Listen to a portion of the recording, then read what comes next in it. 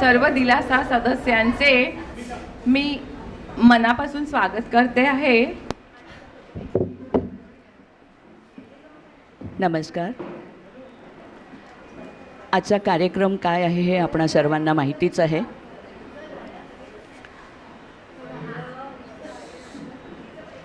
आपल्या विलेपार्ल्याचे लोकप्रिय आणि अतिशय प्रसिद्ध साहित्यिक श्री रवींद्र पिंगे यांच्या जन्मशताब्दी वर्षाच्या सांगतेच्या पूर्वसंध्येला, म्हणजे उद्या ती सांगता होतीये, पूर्वसंध्येला आपण सर्व जमले आहोत आणि योगायोगाने आज गुरुवार आहे त्याच्यामुळे आपण त्यांना मानवंदना देणार आहोत. आपल्या सगळ्यांच्या मनात त्यांच्याबद्दल खूप खूप आदर आहेच. तर कार्यक्रमाची सुरुवात आपण जय जय गौरी शंकर या नाटकातील नांदीने करणार आहोत आणि ती नांदी गाणार आहेत मायाताई कुलकर्णी.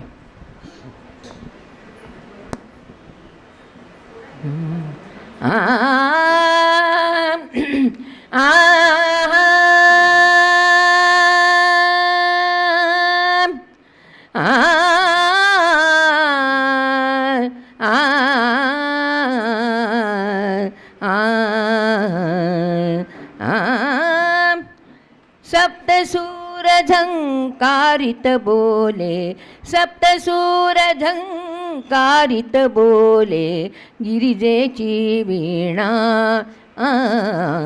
गिरिजेची वीणा गिरिजेची वीणा. जय जय परमेश्वर गौरी शंकर, जय परमेश्वर गौरी शंकर, जय गौरी रमणा. सप्तसूर झंकारित बोले, सप्तसूर झंकारित बोले, गिरिजेची वीणा गिरिजेची वीणा.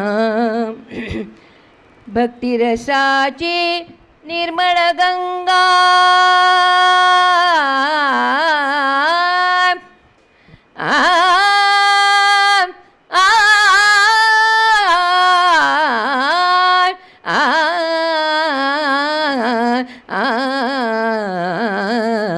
भक्तिरसाची निर्मळ गंगा.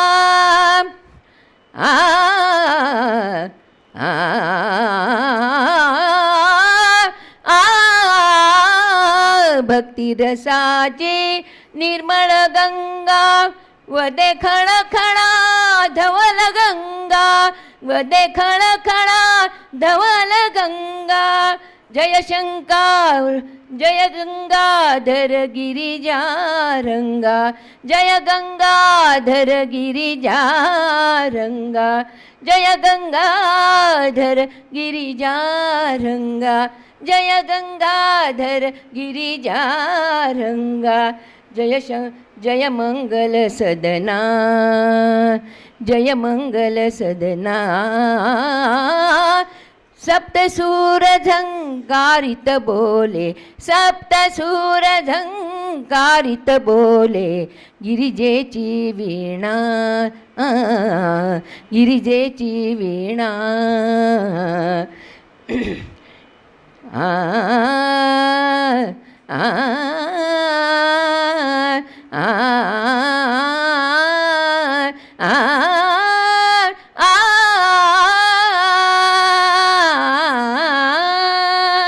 शंकर डमरू डम बोले, शंकर डमरू डम बोले, शंकर डमरू डम बोले, शंकर डमरू डम बोले. शिवरंजनी गिरी बाले, शिवरंजनी गिरी बाले, चरणी तव नत झाले, चरणी तव नत झाले. सुरवर करती तव भजना, सुरवर करीती तव भजना. सप्तसूर झंकारित बोले, सप्तसूर झंकारित बोले, सप्तसूर झंकारित बोले. ही होती ललित कलादर्श पथकाची नांदी.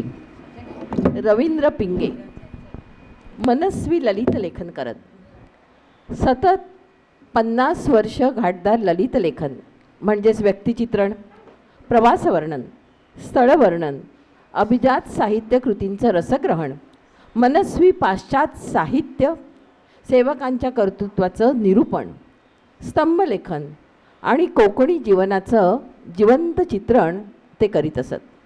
फापट पसारा असला तरी थेट आशयाला जाऊन भिडणं आणि चपखल शब्दात वास्तव चितारणं ही त्यांच्या लेखणीची वैशिष्ट्य होती. कुणाचाही न्याय करणे नाही, खांद्यावर कसलंही निशाण वाहणं नाही, ही त्यांच्या लेखणीची खासियत होती. अखंड भ्रमण आणि चौफेर अवलोकन हे त्यांचे 2 व्यासंग. लेखनाचा प्रवास अखंड अव्याहत चालू होता. एका बाजूला नियती आणि निसर्ग, तर दुसऱ्या तीरावर माणूस आणि त्यांच्यातील खेळ पाहणं आणि रंगवणं हे लेखक म्हणून आपलं काम आहे असं ते सतत मानित असत. असे हे रवींद्र पिंगे साहित्य प्रकारात, अनेक साहित्य प्रकारात माहीर होते. त्यांच्या वडिलांचं नाव रामचंद्र परशुराम पिंगे, ताईचं नाव सुभद्राबाई. दोघंही मुंबई नगरपालिकेत प्राथमिक शिक्षक म्हणून काम करीत असत. पुढे त्यांचे वडील मुख्याध्यापक म्हणून निवृत्त झाले. त्यांच्या पत्नीचं नाव शुभदा कमल, तर सामप्रसाद आणि चित्रा ही त्यांची 2 अपत्य. आणि बरं का मंडळी, ही दोघंही त्यांचा साहित्य वारसा अतिशय निगुतीने पुढे चालवत आहेत. गिरगावात रवींद्र यांचा जन्म गुढीपाडव्याच्या दिवशी म्हणजेच 13 मार्च 1926 रोजी मुंबईत गिरगावातील केशवजी नाईक चाळीत झाला. त्यांना लहानपणापासूनच वाचनाची आवड होती. गिरगावातील चिकित्सक शाळेत शिकत असताना त्याने हस्तलिखित मासिकाचं लेखन आणि संपादनही केले होते. 1945 मध्ये रवींद्र पिंगे विल्सन महाविद्यालयात दाखल झाले आणि तेथील ग्रंथालयाचा मनमुराद आनंद त्यांनी लुटला. 1955 मध्ये मौत साप्ताहिकात युसुफ मेहरलीची व्यक्तिरेखा लिहून लेखनाचा श्री गणेशा गिरवला आणि पुढे सतत 50 वर्ष लिहित राहून त्याने तब्बल 40 ग्रंथांची निर्मिती केली. लेखक होण्याचा ध्यास बाळगणाऱ्या रवींद्र पिंगे यांनी खूप पायपीट केली. धान्य, दगडी कोळसा, घासलेट असे वाटप करणारे रेशनिंगच्या दुकानात बसून काम केले. तेव्हाच त्यांनी अर्थशास्त्र विषय घेऊन BA पदवीही संपादन केली. पुढे भारतीय नौदलाच्या लेखा विभागात कारकून म्हणून खरडेघाशीही केली. नाटक कंपन्यांसाठी चहा फराळाचं कॅन्टीन चालवलं. मंत्रालयात 15 वर्ष नोकरी केल्यानंतर 1965 साली ते आकाशवाणी मुंबई केंद्रात सहाय्यक निर्माता म्हणून रुजू झाले आणि एका चैतन्यमय सृष्टीत दाखल झाल्याचा आनंद अगदी निवृत्तीपर्यंत त्यांना मिळाला. पण ही सगळी पायपीट करीत असताना समाधानाच्या सरोवराकडे एकट्याने जाण्याची लेखनाच्या तंद्रीची अद्भुत पायवाट ते कधीही विसरले नाहीत.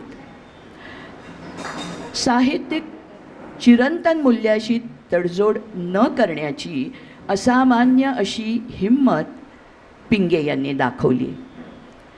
तेव्हा खुद्द पिंग्यांच्या मातोश्रींनी, रवी तू इस्टेट केली नाहीस हे दिसतंय, पण साहित्य वर्तुळातील शाब्दिक संपत्ती हीच तुझी खरी संपत्ती, असं त्यांनी खुलं प्रमाणपत्रच त्यांना दिलं.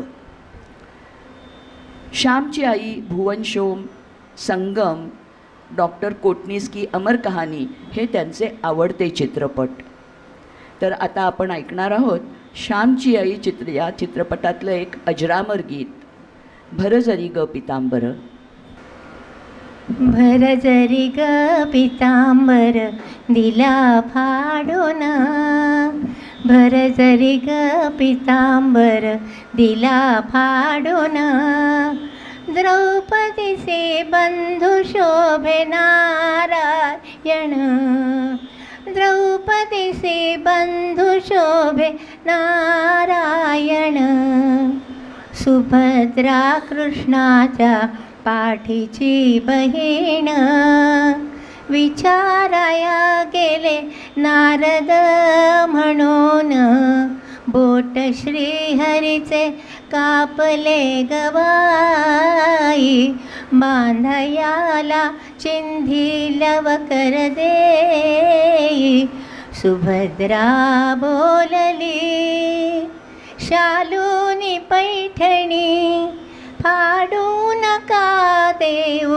चिंधी तुम्हासी मी, पाठची बहीण झाली वैरीण, द्रौपदीचे बंधू शोभे नारायण,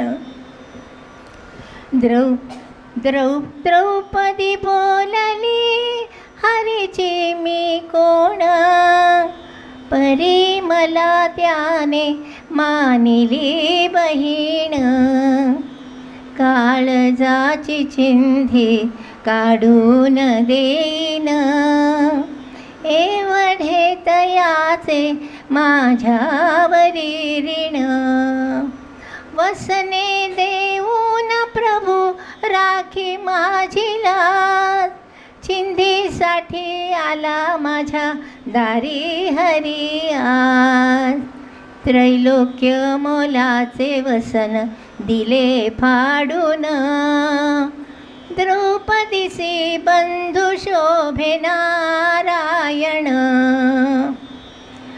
प्रेमाचे लक्षण भारी विलक्षण, जैसी ज्याची भक्ती तैसा नारायण, रक्ताच्या नात्याने उपजेना प्रेम, पटली पाहिजे अंतरीची खूण, धन्य तोची भाऊ धन्य ती बहीण, प्रीतीची खरेदी जगिला भाविण, चिंधी पाहून हरी झाले प्रसन्न, द्रौपदीचे बंधू शोभे नारायण, द्रौपदीचे बंधू शोभे नारायण. वा, छान. रवींद्र पिंगेंचं हे अतिशय आवडतं गाणं होतं श्यामची आई म्हणलं. माणूस दिवाळी अंक 1970मधील रवींद्र पिंगे यांचा मागती जिथली अबीर गुलाल हा भारताच्या सरहद्दीवरील अनुभव व्यक्त करणारा लेख प्रचंड गाजला. हा भारताच्या सरहद्दीवरील जीवनाचे चित्रण करणारा एक उत्कृष्ट प्रवास वर्णनपर लेख आहे. पिंगे यांनी पश्चिम बंगालमधली पेट्रापूर ते हसनाबाद या सीमावर्ती भागाचा प्रवास करीत तिथे राहणाऱ्या लोकांचे दैनंदिन जीवन, पूर्व पश्चिम पाकिस्तान फाळणीच्या आठवणी आणि सरहद्दीवरील माणसांचे भावविश्व यात मांडलेले आहे. आता पाहूया त्यांची ग्रंथसंपदा. रवींद्र पिंगे यांनी रान कोंबड्याची लढाई आणि चार्ली चॅप्लिन ही 2 अनुवादपर पुस्तकं लिहिली. परशुरामाची सावली ही कादंबरीही प्रसिद्ध केली. शतपावली, देवाघरचा पाऊस, दिवे, लामणदिवे, अंगणातलं चांदणं, तुषार आणि तारे, अत्तर गुलाब पाणी, जिवलग सारे, सुखसंगत, सोनेरी सूर्यफूल, स्नेहतरंग असे एकूण 10 व्यक्तिरेषा संग्रह आस्वादकाच्या भूमिकेतून शारदेच्या चरणी वाहिले. प्राजक्ताची फांदी आणि सुखाचे फूल या कथासंग्रहाचे सादरीकरण तसेच आनंदाच्या 10 दिशा, आनंदव्रत आणि दुसरी पौर्णिमा हे प्रवास वर्णनात्मक लेख त्यांनी प्रत्यक्ष अनुभव घेऊन दिले. पिंपळपान, हिरवीगार पानं, काही चंदेरी सोनेरी, पश्चिमेची धनदौलत, पश्चिमेचे पुत्र अशा पाश्चात्य साहित्यांचा परिचय मोठ्या हिरिरीने मनापासून सर्वांना उपलब्ध करून दिला. त्यांचं सर्वात महत्त्वाचं लेखन म्हणजे ललित लेखन. मोकळे आकाश, मुंबईचे फुलपाखरू, बकुळ फुले, मोहाची आनंदाची फुले, केशरी कमळ, प्रकाशाची खिडकी, आनंद पर्व, सुखाचे पदर, रिमझिम पाऊस, माळावरची फुलं, चिरेबंदी, सुखाची एक पाकळी, शकुनाचं पान आणि समाधानाचं सरोवर अशी त्यांची तब्बल 15 पुस्तकं ललित लेखन म्हणून गाजली. ललित लेखन त्यांचा जणू हातखंडाच. मानवंदना या सदरात त्यांनी दिग्गज लोकांसाठी मानवंदना लिहिल्या. सर्वोत्तम पिंगे हा त्यांचा संकलित लोकसंग्रह त्यांच्या जिव्हाळ्याचा विषयच. रवींद्र पिंगे यांना त्यांच्या जीवनात वेळोवेळी ज्ञानपीठ पुरस्काराने सन्मानित असलेले वि.स. खांडेकर, कवी कुसुमाग्रज, तसंच विलेपार्ल्याचे पु. ल. देशपांडे, व.पु. काळे, व्यंकटेश माडगुळकर, दुर्गा भागवत, प्राध्यापक विजय तेंडुलकर, मनमोकळे असणारे जयवंत दळवी, कविवर्य मंगेश पाडगावकर, दोस्त असणारे ज्ञानेश्वर नाडकर्णी, बासी मर्ढेकर, चित्रम खानोलकर, कवी वसंत बापट, काव्यव्रती इंदिरा संत, कवी यशवंत देव, कितीक नावं घ्यावी अशा अनेक श्रेष्ठ साहित्यिकांचा, तसेच पंडित भीमसेन जोशी, कुमार गंधर्व, जितेंद्र अभिषेकी आणि जागतिक कीर्तीच्या गायिका किशोरी आमोणकर, प्रभा अत्रे, स्वरश्री सुधीर फडके हे गानसम्राट आणि गानसरस्वतींचा खूप चांगला सहवास लाभला. त्यांची चपखल लेखशीर्षके, अचूक आणि नेमकी शब्दयोजना, ललितपूर्ण एकात्म एकसंघ बंदिस्त भाषेतील हे पिंग्यांचे खास वैशिष्ट्य होय. त्यांची हयात मुंबईतच गेली, पण कोकणातील राजापूर तालुक्यातलं उपळे हे पिंगे घराण्याचं मूळ गाव. त्यांनी विविध ललित लेखनाचे घाट केशरी कमळ या संग्रहात हाताळले आहेत. या काळात जगताना वाटेत अनेक भेटणारी माणसं, स्थळ, पशु, पक्षी, पुस्तकं आणि अचानक येणारे मजेशीर आणि काही करुण असे अनुभव त्यांनी या सर्वाचं वर्णन त्यांनी या कथासंग्रहात केलं आहे. तर त्यांच्या केशरी कमळ या 7व्या ललित लेखांच्या संग्रहातलं सुंदर माझं गाव उपळे याबद्दल आता जाणून घेऊया. उपळे हे विजयदुर्गाच्या खाडीच्या काठावरचं एक निवांत शांत खेडं आहे. नकाशावर तर त्याची नाव निशाणीही दिसणार नाही. नव्या जगाचा स्पर्श उपळे गावाला झालेला नाही, तरीसुद्धा उपळे आम्हाला त्रिभुवन वाटतं, मोलाचं वाटतं. कारण ती आहे आमची जन्मभूमी आणि पुण्यभूमी. आमचे वाडवडील उपळ्यात जन्मले, तिथेच लहानाचे मोठे झाले. उपळ्याच्या शेतात त्यांनी धनधान्य पिकवलं, संसार केले, गुरंढोरं आणि झाडंमाडंही सांभाळली. शेतकऱ्यांच्या पिढ्यानपिढ्या इथं वाढल्या. सर्वात महत्त्वाचं म्हणजे उपळ्यात आमचे देवधर्म आहेत. ही आमची देवभूमी आहे. उपळ्याच्या आठवणीने आमची हृदयं अगदी उच्चंबळून येतात. निसर्गाचा वरदहस्त असलेलं उपळे हे गाव हे उपळेकरांचं काळीज आहे, काळीज.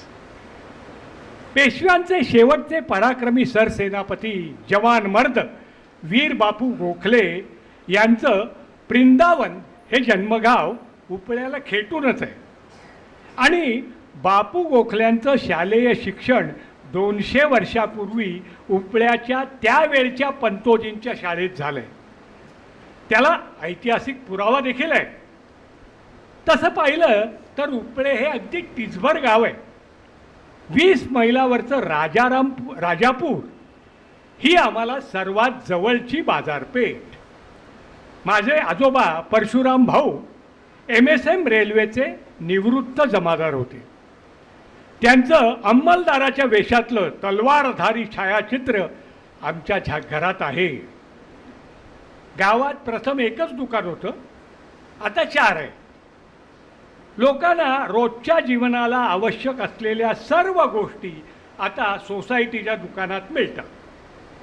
उपळ्यात एकच शाळा होती, पण ती काळाच्या ओघात बंद पडली. भविष्य काळात श्रमदान करून बांधलेली शाळा जेमतेम 7-8 इयत्तापर्यंत शिक्षण देणारी आहे. शेतकऱ्यांना रोख उत्पन्नाचं हमखास साधन नाही. खाडीत गाळ तुंबल्यामुळे मासळी अगदीच कमी झाली.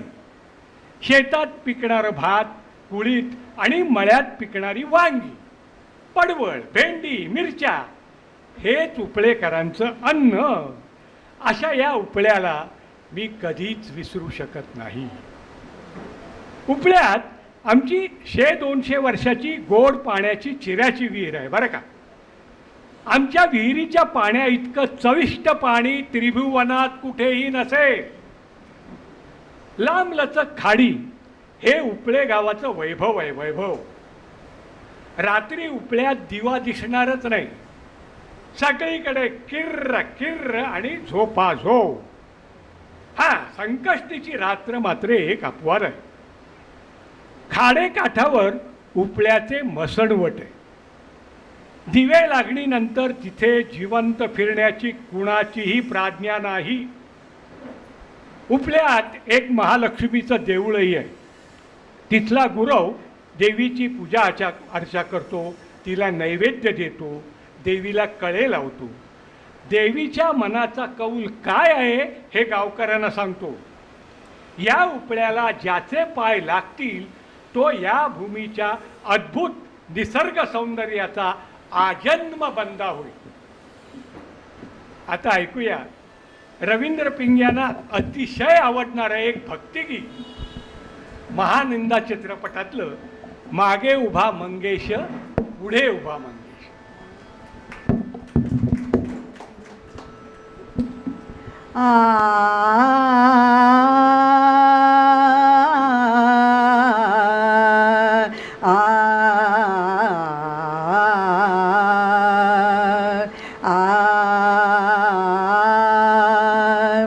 मागे उभा मंगेश पुढे उभा मंगेश, मागे उभा मंगेश पुढे उभा मंगेश.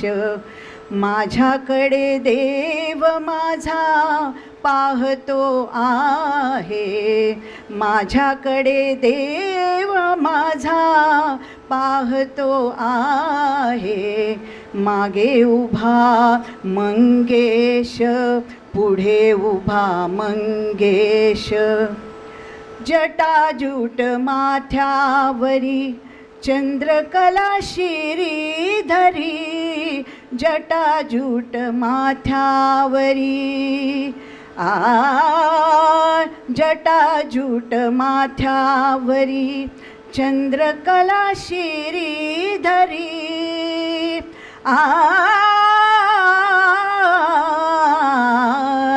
सर्पमाळ रुळे उरी, सर्पमाळ रुळे उरी. चिताभस्म सर्वांगास, चिताभस्म सर्वांगास लिंपून राहे. माझ्याकडे देव माझा पाहतो आहे, माझ्याकडे देव माझा पाहतो आहे. मागे उभा मंगेश, पुढे उभा मंगेश. मागे उभा मंगेश, पुढे उभा मंगेश. जन्म जन्मांचा हा योगी, संसारी आनंद भोगी. जन्म जन्माचा हा योगी, जन्म जन्माचा हा योगी, संसारी आनंद भोगी. विराणी की म्हणू भोगी, विराणी की म्हणू भोगी. शैलसुता संगे गंगा, शैलसुता संगे गंगा. मस्तकी वाहे माझ्याकडे देव माझा पाहतो आहे. माझ्याकडे देव माझा पाहतो आहे. मागे उभा मंगेश, पुढे उभा मंगेश. मागे उभा मंगेश, पुढे उभा मंगेश.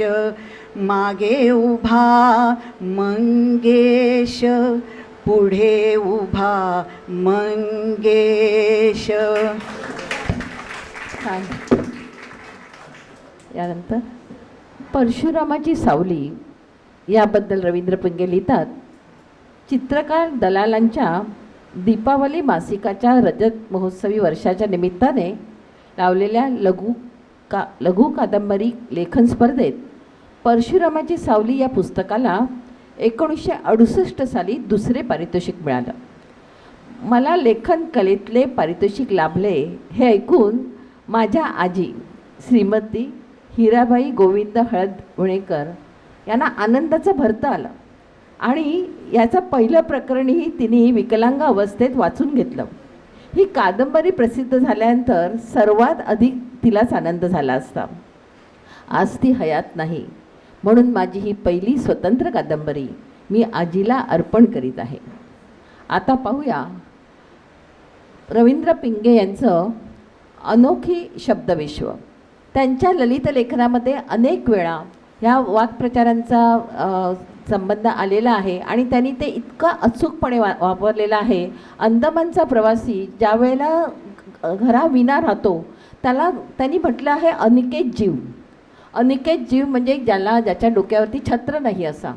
आनंदसुद्धा विमल कसा असू शकतो, म्हणजे शुद्ध आनंद म्हणतो आपण, पण त्यांचा विमल आनंद.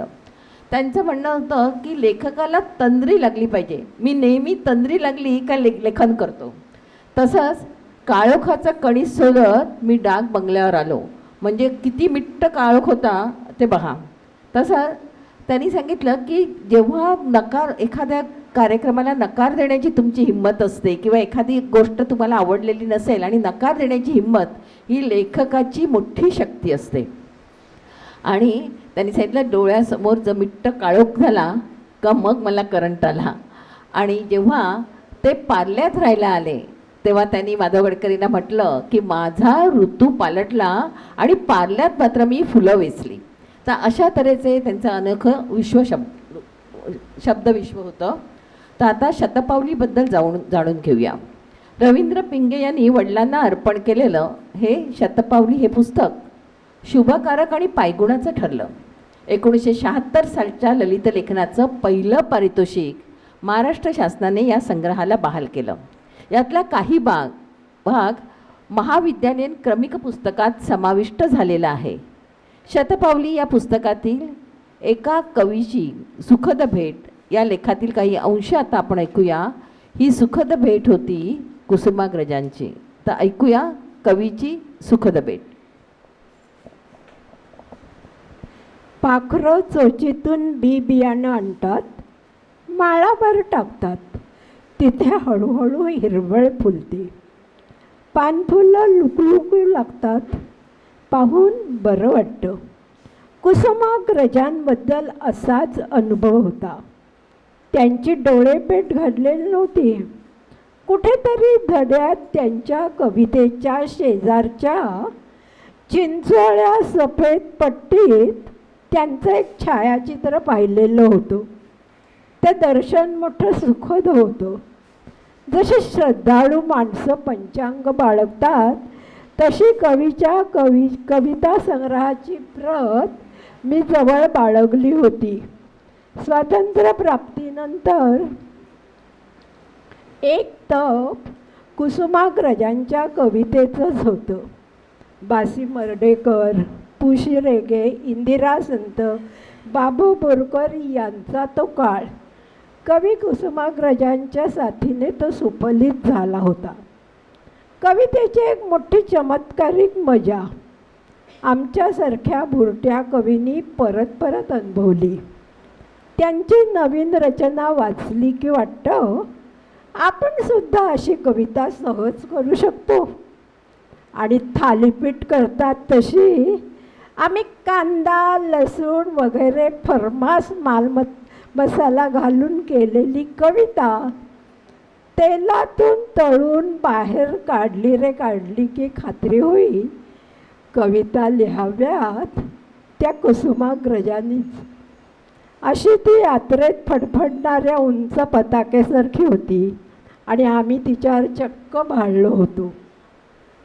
ओंजळीत त्या तृप्तीची फुलं घेऊन मी आत्ता कवीच्या समोर बसलो होतो. विभा शिरवाडकर म्हणजेच कवी कुसुमाग्रज, मध्यम उंची, निमगोरी तजेलदार कांती, शरीर गुबगुबीत, पोट सुटलेलं, डोळ्यांवर चष्मा, चर्या सोशिक स्नेहशील, नजरेतला भाव खूपसा वत्सल, आवाज ऑर्गनसारखा खालच्या पट्टीतला किंचित घोगरा, आदल्या रात्रीच्या जागरणाने डोळ्याभोवतीचा भाग किंचित सुजलेला, केसांची झुलप, भांग अगदी व्यवस्थित पाडलेला, साधा लेंगा सदरा, काळजी नावाचा गळेबंद कोट. हा शांत माणूस काल कुठेतरी विसरून आला असावा असं वाटतं. त्यांना कुठेही हव्यास असलेला दिसत नाही. हव्यास नाही म्हणून आग्रह नाही, आग्रह नाही म्हणून पवित्र नाही, पवित्र नाही म्हणून कृत्रिमता नाही, आणि कृत्रिमता नाही म्हणून कविता आहे. आणि कवितासुद्धा कशी निष्कलंक. म्हणून सर्वांचे सलाम आहेत. आता ऐकूया कुसुमाग्रजांचंच एक गीत. हासरा नाचरा जरासा लाजरा, हासरा नाचरा जरासा लाजरा, सुंदर साजिरा श्रावण आला. हासरा नाचरा जरासा लाजरा, हासरा नाचरा जरासा लाजरा, सुंदर साजिरा श्रावण आला, सुंदर साजिरा श्रावण आला. तांबूस कोमल पाऊल टाकीता, तांबूस कोमल पाऊल टाकीता, भिजल्या मातीत श्रावण आला, भिजल्या मातीत श्रावण आला, सुंदर साजिरा श्रावण आला, सुंदर साजिरा श्रावण आला. तांबूस कोमल पाऊल टाकीता, तांबूस कोमल पाऊल टाकीता, भिजल्या मातीत श्रावण आला, भिजल्या मातीत श्रावण आला, मेघात लावित सोनेरी निशाणे, मेघात लावित सोनेरी निशाणे, आकाश वाटणे श्रावण आला, आकाश वाटणे श्रावण आला, सुंदर साजिरा श्रावण आला, हासरा नाचरा जरासा लाजरा, हासरा नाचरा जरासा लाजरा, सुंदर साजिरा श्रावण आला, सुंदर साजिरा श्रावण आला, सुंदर साजिरा श्रावण आला. सुंदर. देवाघरचा पाऊस कुठलाही कित्ता समोर न ठेवता कारणाकारणाने लिहिलेल्या 20 व्यक्तिशोधांचा हा संग्रह आहे. ते म्हणत, मी लेखन कला सदैव ताजीतवानी ठेवली ही जमेची बाजू. 1951 साली युसुफ मेहरअलींवरती लेख लिहून मी माझ्या लेखनाचा श्री गणेशा केला. तो केला ते एक प्रमुख भारतीय स्वातंत्र्य सैनिक, समाजवादी नेते आणि बॉम्बे यूथ लीगचे संस्थापक होते, ज्यांनी 1928मध्ये सायमन कमिशन विरुद्ध निदर्शनामध्ये प्रसिद्ध सायमन गो बॅक हा नारा दिला होता. 1942मध्ये महात्मा गांधींच्या सुरात सूर मिसळून भारत छोडो ही घोषणा देखील दिली. आता ह्याच पुस्तकातील स्वातंत्र्य सेनानी युसुफ मेहरअली यांच्यावर लिहिलेला लेख संक्षिप्त स्वरूपात आपण ऐकूया. साधू माणूस युसुफ मेहरअली. सुरुवातीला समाजवादी चळवळीत आमच्या पदरी नेमकं अपयश यायचं.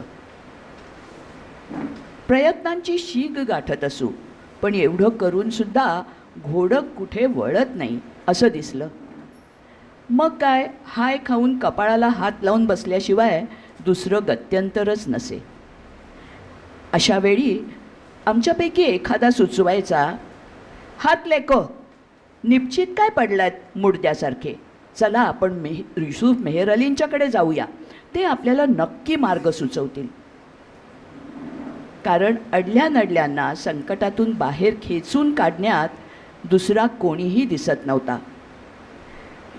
त्यांच्याकडे सकाळी, दुपारी, संध्याकाळी आणि अगदी मध्यरात्री देखील कधीही जावं, हे आपले कामात पुढेच.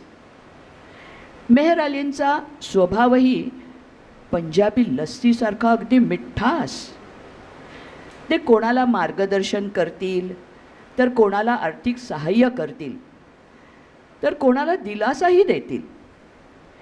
SM विवंचनेत आहेत ही गोष्ट त्यांच्या कानावर आल्याबरोबर त्यांनी 25 रुपयाची मनी ऑर्डर उलट टपाली पोचवली. नानासाहेब गोरे यांना गुलबर्ग्याच्या कारागृहात एकांत झेपेल की नाही ही चिंता वाटल्यामुळे ते स्वतः पाठीवर आंब्यानी भरलेली करंडी आणि हातात पुस्तकांची पोतडी घेऊन नानासाहेबांना भेटायला ताबडतोब रवाना झाले. युसुफ मेहरअलींच्या विश्रब्ध गप्पा म्हणजे मंद शीतल झुळकीनी वाहणारा पहाटवारा जणू. पहाटवारा म्हणजे मृण्मयाला चैतन्य देणारी संजीवनी. युसुफ मेहरअलीसारखा बुद्धिवादी, प्रगतिशील गृहस्थांबद्दल त्यांना वाटणारी वैयक्तिक आत्मीयता आणि जिव्हाळा हे त्यांचे विचारप्रधान साहित्यिकात झालेले रूपांतर हे अतिशय कौतुकास्पद आहे. शेवटच्या वेळी जेव्हा युसुफ मेहरअली लंडनला गेले तेव्हा त्यांना धड उभंही राहता येत नव्हतं. पण ज्या पुरोगामी प्रणालीचा त्यांनी योगधर्म म्हणून स्वीकार केला होता, त्या प्रणालीचा प्रणेता कार्ल मार्क्स याच्या समाधीपुढे तशा परावलंबी अवस्थेत सुद्धा युसुफ मेहरअली कृतज्ञतेने आपली आदरांजली वाहिली.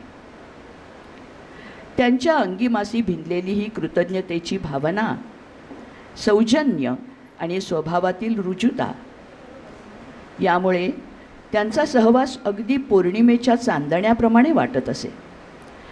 गर्भश्रीमंत आईबापाच्या पोटी जन्मलेला या देखण्या तरुणांनी भारताला जखडून टाकणाऱ्या गुलामगिरीच्या शृंखला अगदी कर्कचून बांधणाऱ्या सायमन कमिशनवर सामुदायिक बहिष्कार घालण्याचा अंगारमय मार्ग अवलंबून धोपट मार्गे जनतेला त्यांनी एक चांगलाच धक्का दिला.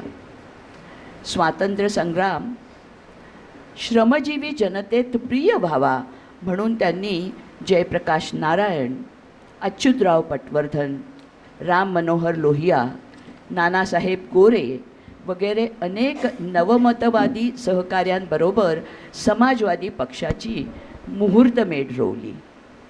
तर आता आपण ऐकणार आहोत क्विट इंडिया मूव्हमेंटमध्ये अतिशय प्रसिद्ध झालेलं एक समूहगीत.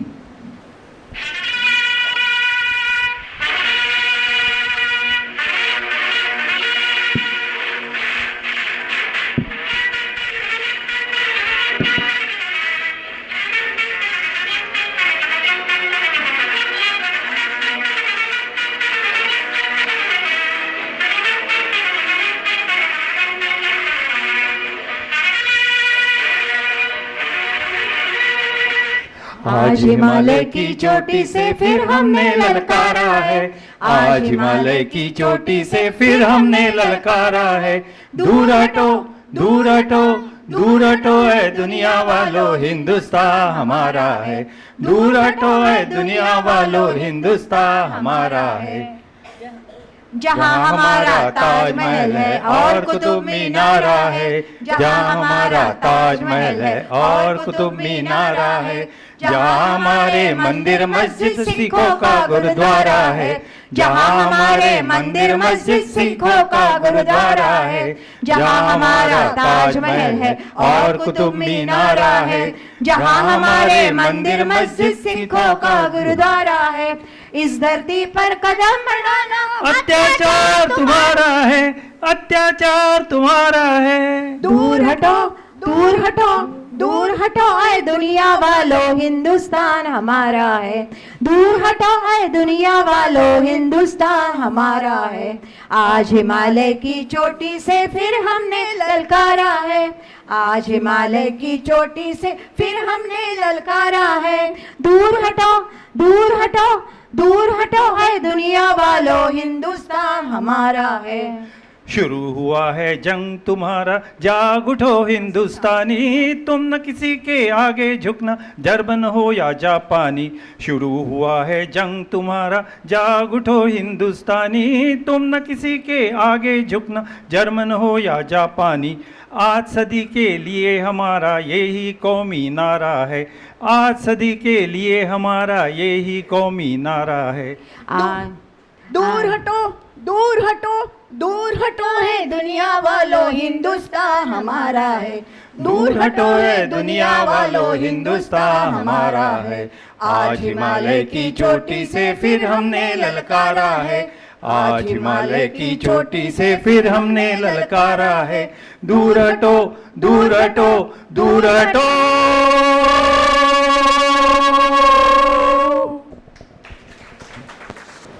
प्राजक्ताची फांदी. एकाकी माणूस आणि अनियंत्रित नियती यांच्यातलं उबदार हस्तांदोलन किंवा त्यांची उग्र झटापट हा माझ्या एकूण सर्व लेखनाचा विषय आहे. अनुभव घेणं आणि अनुभवांचा निरोप घेणं हे माणसाचं सारखं चालूच असतं. मला कायमचं श्रीकार श्री उमाकांत ठोंबरे यांनी सांभाळून घेतलं म्हणून माझा पहिला कथासंग्रह मी उमाकांताला अर्पण करीत आहे. तर ऐकूया ह्याच पुस्तकातील प्राजक्ताची फांदी एक थोडक्यात कथा. प्राजक्ताची फांदी या कथेत पिंगे लिहितात. जैतापूर एक बंदरी गाव. समोर दर्याची अखंड गाज, शांतता तर इतकी की कुत्रं भुंकलं तरी 4 कोसावर ऐकू जाईल. प्राजक्ताची फांदी वाळून वाकावी तशा सखूबाई रानडे वाळून वाकलेल्या मला बाहेरूनच दिसल्या. घरावर ब्राह्मणी संस्कृतीचा शिक्का मारलेला. ताईंनी विचारलं, तुम्ही किती पाहुणे आहात? मी सांगितलं, मी एकटाच आहे. जात कुठली? हा सखूबाईंचा लगेचाच प्रश्न. मी म्हटलं, मी शेणवी आहे. मग चालेल, पण सुरुवातीला सांगून ठेवते, 12 आण्यात ताट मला परवडण्यासारखं नाही. पाहुण्यांकडे शिधा असेल तर 1.5 रुपये रोख घेईन. पटलं तर बघा, नाहीतर तुमची सोय स्वतंत्रपणे पाहू शकता. यावर सरदहून मी म्हणालो, तुम्ही पैशाची काळजी करू नका ताई. जे काही पैसे होतील ते सांगा, मी सर्वच्या सर्व पैसे चुकते करेन.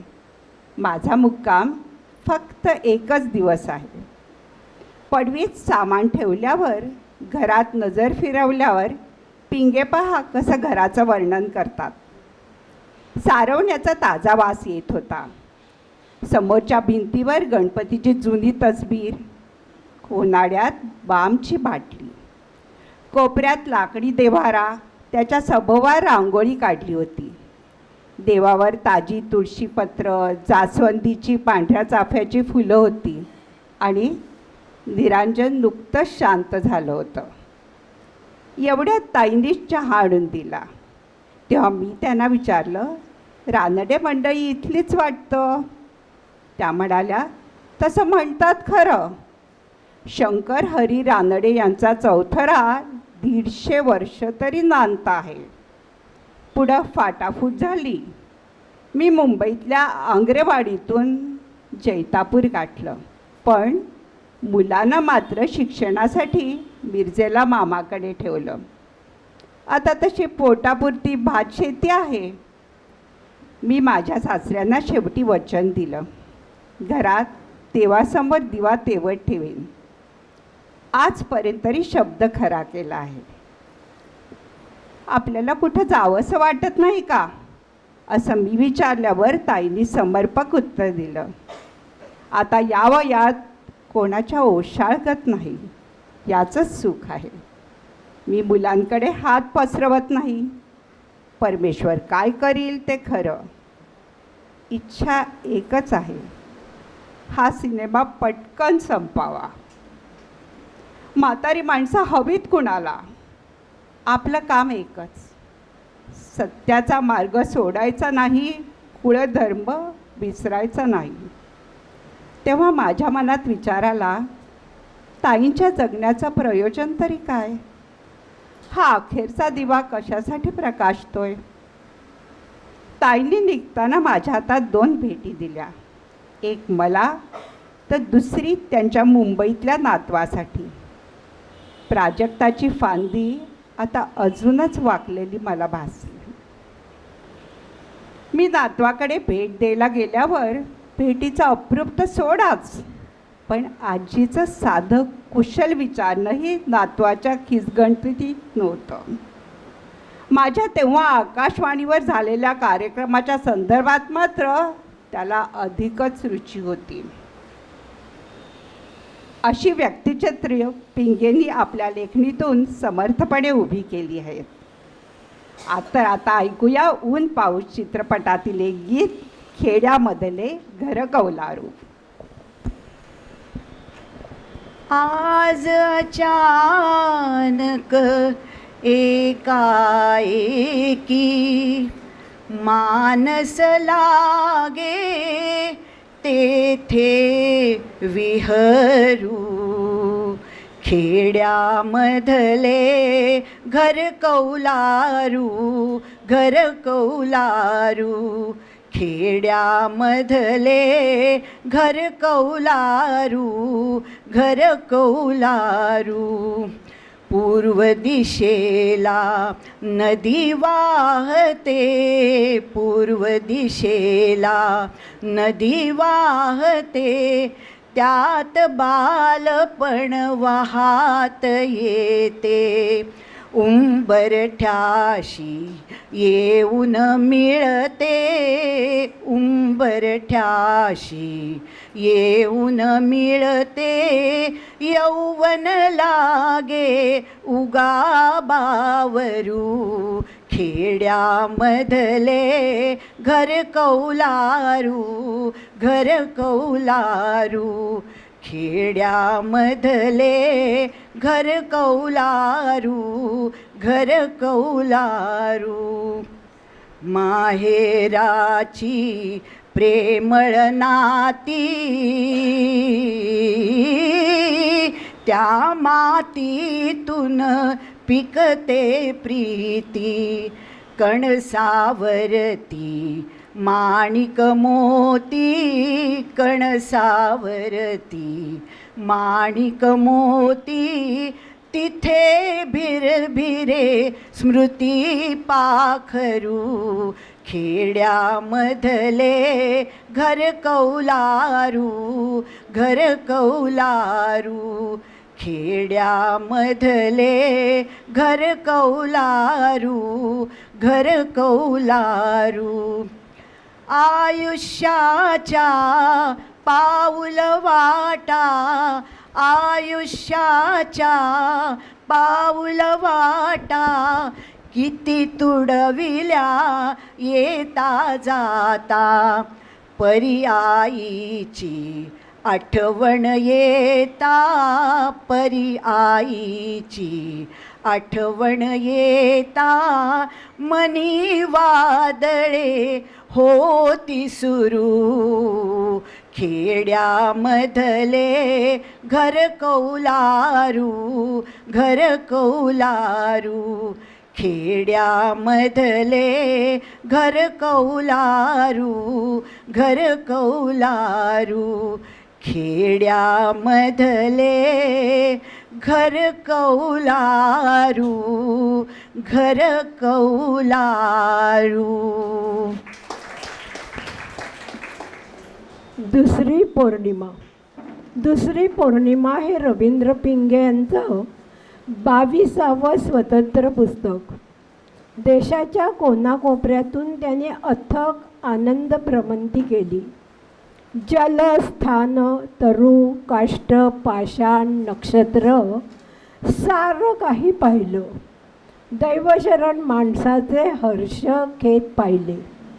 हा संग्रह त्यांनी आपली पत्नी सौ कमल हिला अर्पण केला आहे. आजवरच्या वाटचालीत अनेकांनी त्यांना सोबत केली, सुख दिलं, पण कमल मात्र त्यांची सावली बनून राहिली. आनंदाच्या 10 दिशा आणि आनंद व्रत या 2 प्रवास वर्णनानंतर त्याच घाटाचा दुसरी पौर्णिमा हा संग्रह त्यांनी रसिकांसमोर ठेवला आहे. तसेच सीमा भागातील अनुभवांवर आधारित माती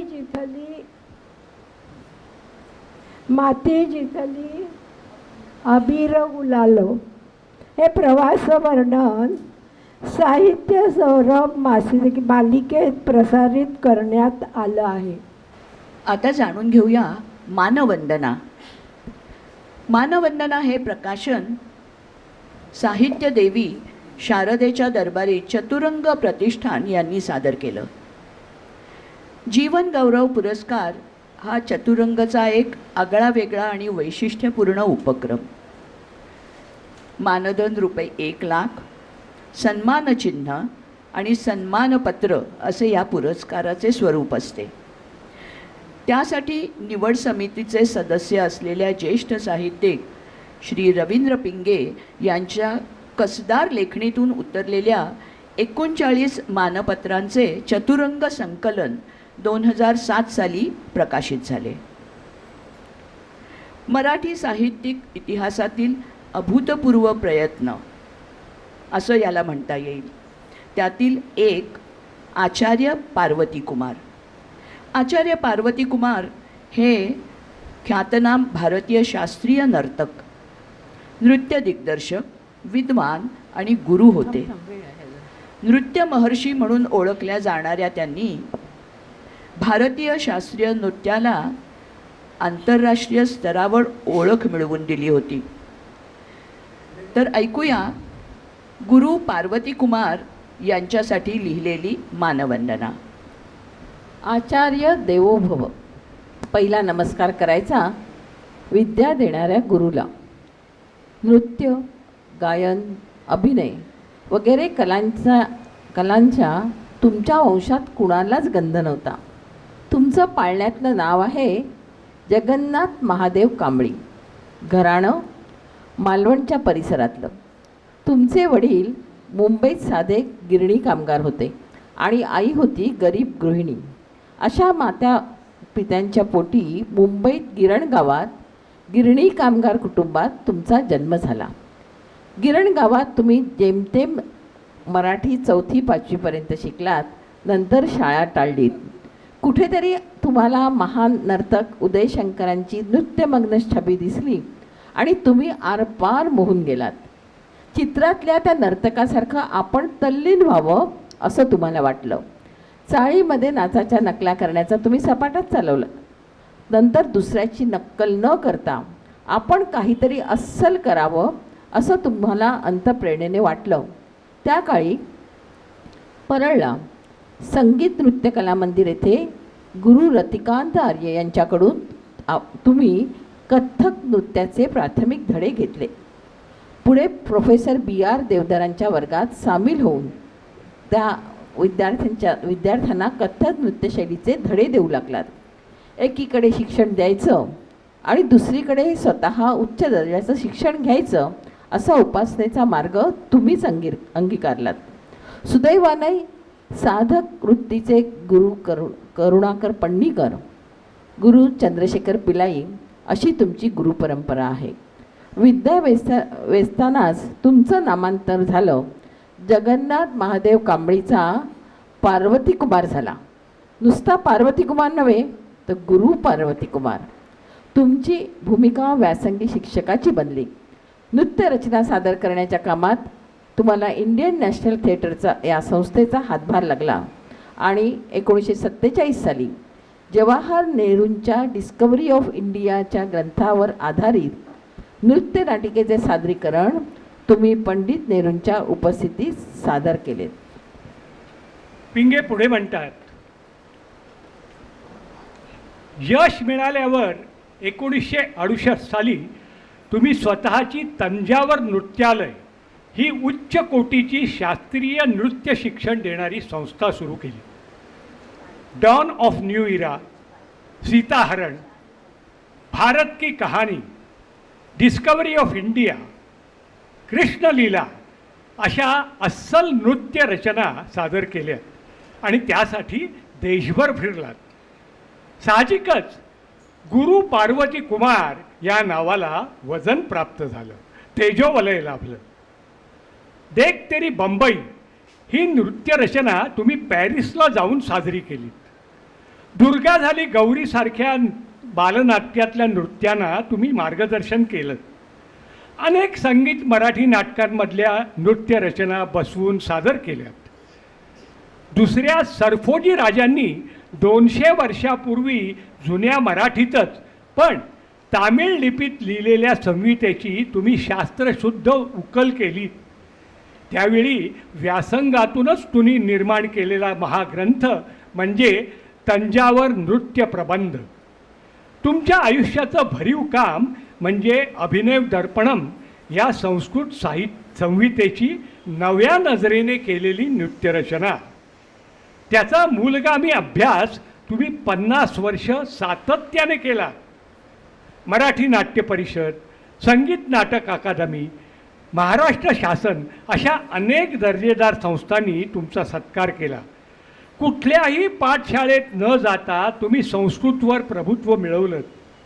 तुमच्या पदरात काय पडलं तर उत्तर आहे तपश्चर्येचा अविनाशी आनंद आणि विद्या संपादनातला मोक्ष.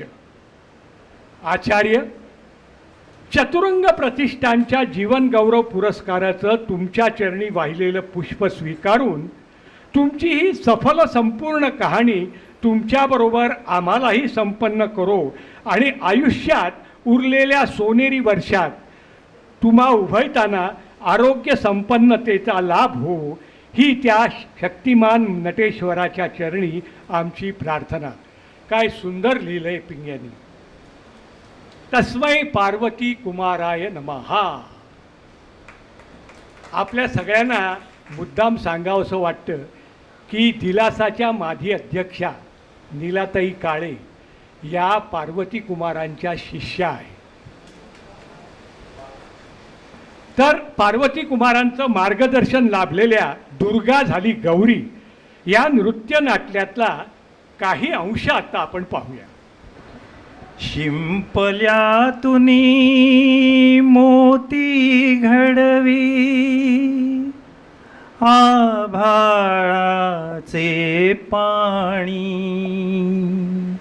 दुर्गा झाली गौरी त्याची, ऐका नवल कहाणी.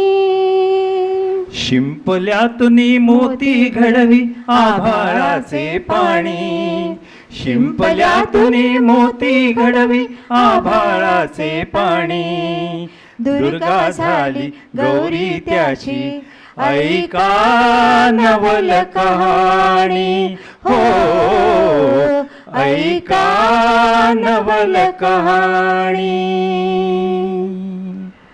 असेच होते गावचे मुकले, डोंगरातल्या कुशीत लपले. असेच होते गावचे मुकले, डोंगरातल्या कुशीत लपले. प्रेमळ होता राजा त्याची, तशीच होती राणी.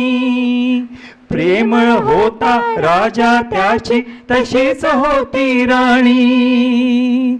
शिंपल्यातुनी मोती घडवी आभाळाचे पाणी, शिंपल्यातुनी मोती घडवी आभाळाचे पाणी, दुर्गा झाली गौरी त्याची, ऐका नवल कहाणी. हो, ऐका नवल कहाणी. एकच त्याला लेक लाडकी, नाजूक सुंदर जणू केतकी. एकच त्याला लेक लाडकी, नाजूक सुंदर जणू केतकी. चंद्रकोर जणू वाढत जाई निळ्या नभांगणी, चंद्रकोर जणू वाढत जाई निळ्या नभांगणी. शिंपल्यातुनी मोती घडवी आभाळाचे पाणी, शिंपल्यातुनी मोती घडवी आभाळाचे पाणी, दुर्गा झाली गौरी त्याची, ऐका नवल कहाणी. हो, ऐका नवल कहाणी. हो, ऐका नवल कहाणी. हो, ऐका नवल कहाणी. आता जाणून घेऊया 2007 मध्ये प्रकाशित झालेला ग्रंथ सर्वोत्तम रवींद्र पिंगे. रवींद्र पिंगे यांचे आजोबा हे कवी होते. ते लावण्या रचून तमासगीरांना ते लिहून द्यायचे.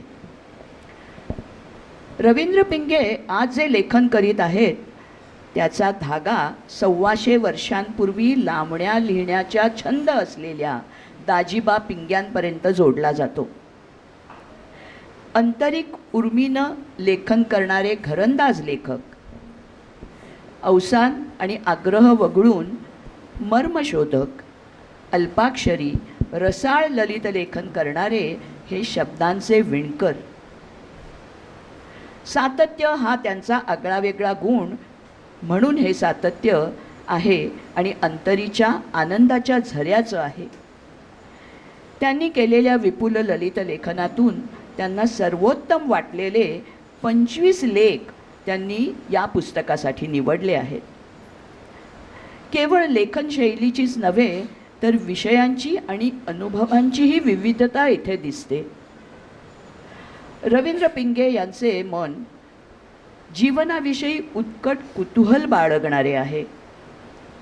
त्यांनी हे पुस्तक आपला पुत्र सांबप्रसाद, सुनबाई सौ छाया आणि नातू केदार यांना आशीर्वादपूर्वक अर्पण केलं आहे. तर आता आपण जाणून घेणार आहोत याच ग्रंथातील आयुष्यातील अविस्मरणीय. पूर्वी मी सांताक्रूज स्टेशन पलीकडच्या वाकोला या दूरच्या भागात राहत होतो. तिथं शिक्षणाच्या आणि वाहतुकीच्या फार गैरसोयी होत्या. एकदा माझे म्हातारे बाबा मला म्हणाले, तू अकोल्यातून बाहेर पड, पार्ल्यात जागा पहा. मलाही ते पटलं, मात्र पैशाच्या अभावी मार्ग दिसत नव्हता. 8 दिवस उलटल्यावर एका दुपारी कचेरीतला माझा फोन खणखणला. मला अपरिचित असलेल्या माधवराव भागवत नावांच्या ग्रस्ताने पार्लेकर ग्रस्ताचा तो फोन होता. देवाघरचा पाऊस हे माझं पुस्तक वाचून ते इतके आनंदित झाले होते की त्यांनी मला पार्ल्यातल्या त्यांच्या घरी भोजनाचं निमंत्रण दिलं आणि मी ते झेललंही. प्रत्यक्ष भोजनाच्या वेळी ज्या गप्पा झाला त्यातून त्यांच्या एका मित्राचा पार्ल्यातला ब्लॉक विकायचा आहे असं कळलं.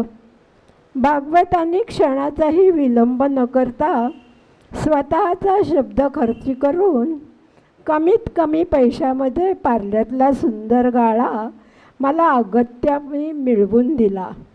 आणि वर ते काय म्हणाले, देवाघरचा पाऊसचा लेखक आमच्या पार्ल्यातच राहायला आला पाहिजे. आणि किंचित पूर्वकल्पना नसतानाही मी पार्ल्याला राहायला आलो. अकल्पित रीतीने पैसे उभे राहिले.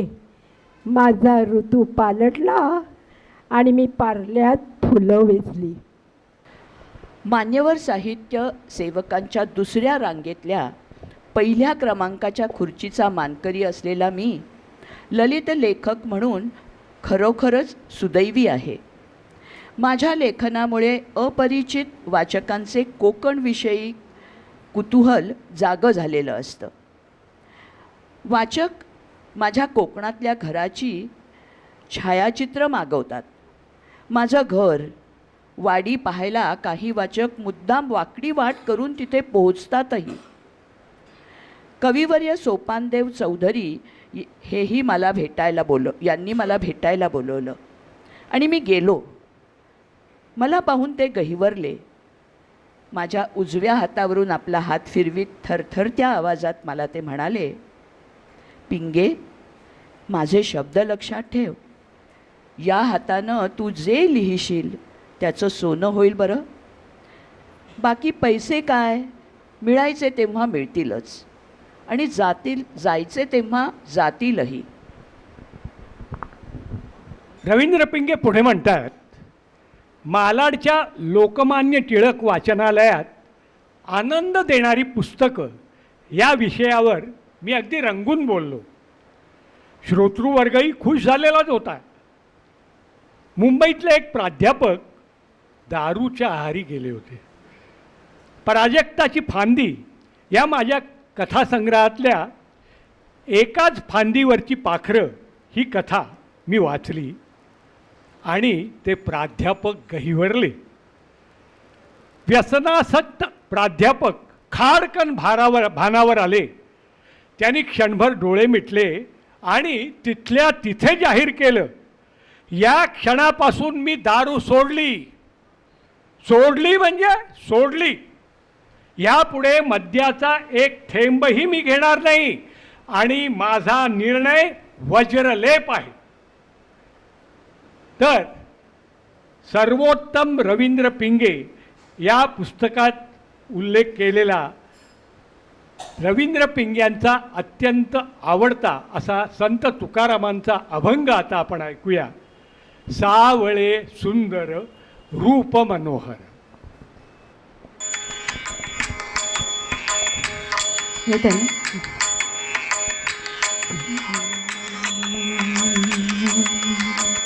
सावळे सुंदर रूप मनोहर, सावळे सुंदर रूप मनोहर, राहो निरंतर, राहो निरंतर हृदये माझे, हृदये माझे, सावळे सुंदर रूप मनोहर, सावळे सुंदर.